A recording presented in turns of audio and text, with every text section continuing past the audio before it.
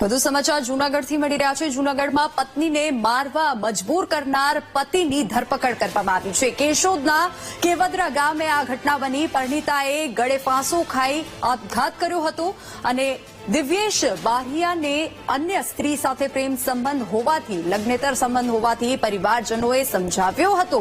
સમજાવ્યા બાદ પણ દિવ્યેશે પત્ની સાથે ઝઘડો કર્યો અને ઝઘડો કરી શારીરિક અને માનસિક ત્રાસ આપતો હતો। પતિના ત્રાસથી કંટાળીને પરિણીતાએ આપઘાત કર્યો। કોમલ બારૈયા પરિણીતાનું નામ છે, જેને આપઘાત કરી લીધો છે। મૃતકના ભાઈએ દિવ્યેશ બારૈયા સામે પોલીસ ફરિયાદ નોંધાવી અને ફરિયાદના આધારે પોલીસે આરોપી પતિની ધરપકડ કરી લીધી છે। આ ફોટો જે છે તે કોમલબેનનો છે, જેને હાલ ગળે ફાંસો ખાઈને પોતાનું જીવન ટૂંકાવ્યું છે। પતિના ત્રાસ મળતા પતિ તેને ત્રાસ આપતો હતો, જેના કારણે પત્નીએ પોતાનું જીવન ટૂંકાવ્યું છે। કેશોદના કેવદરા ગામે આ ઘટના બની।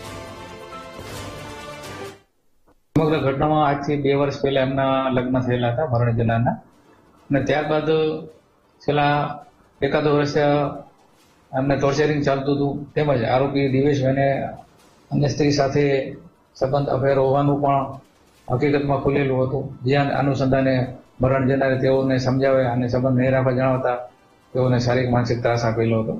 જે બાબતે મરણ જનાર સગાઓ પણ તેઓને સમજાવતા આરોપીને, પરંતુ તે સમજેલ નહીં હતા। ગઈ તારીખ 8/4ના રોજ તેઓએ પોતાના ઘરે સુસાઇડ કરેલો હતો।